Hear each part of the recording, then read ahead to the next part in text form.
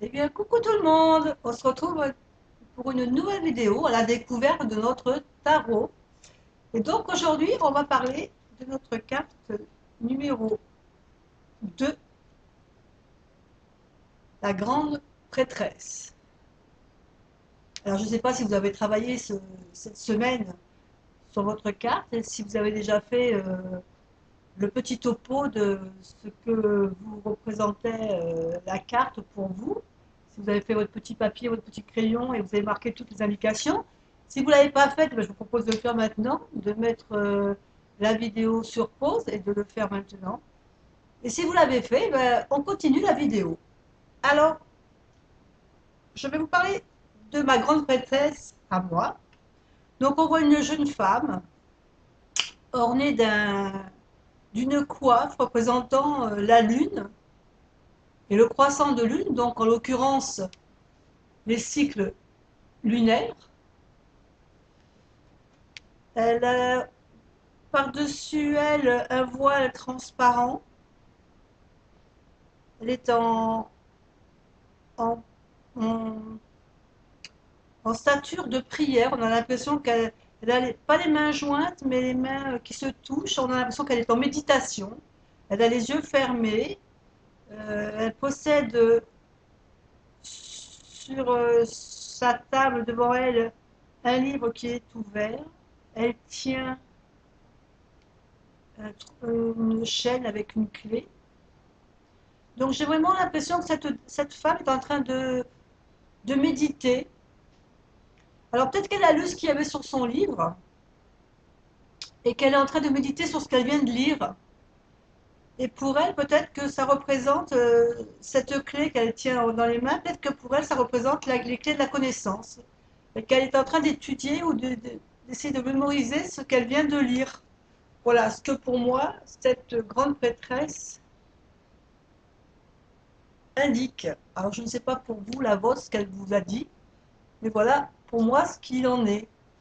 Alors en règle générale, la grande prêtresse, elle est appelée aussi la papesse. Et donc elle représente souvent les mystères, les secrets. Alors souvent peut-être parce que des fois, c'est une femme quand même qui est, on voit, c'est pas quelqu'un qui est de très communicatif, hein, c'est quelqu'un qui est assez introverti, qui aime bien être souvent seul, qui étudie, qui a des connaissances et qui réfléchit à ce qu'elle sait, qui étudie, qui médite. Fait souvent l'esprit d'introspection.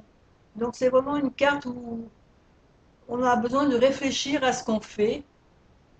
Donc elle représente les mystères, les secrets. Elle peut représenter l'initiation aussi, les difficultés quotidiennes, euh, la réalité des choses qu'on vit. Alors, c'est quelqu'un qui prend le temps de réfléchir. Euh, c'est quelqu'un aussi de très intuitif.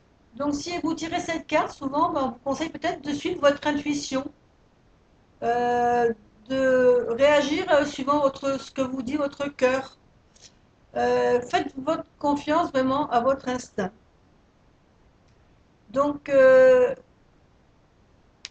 vais dire que les mots-clés de cette carte, ça va être les secrets, l'intuition, la sagesse, la connaissance, les études aussi, puisqu'on la voit avec un livre, l'enseignement, la réflexion, la méditation, l'introspection, la rigueur et la discrétion, parce que c'est quand même une femme qui souvent est seule et qui est quelqu'un de discret, qui n'aime pas trop s'afficher.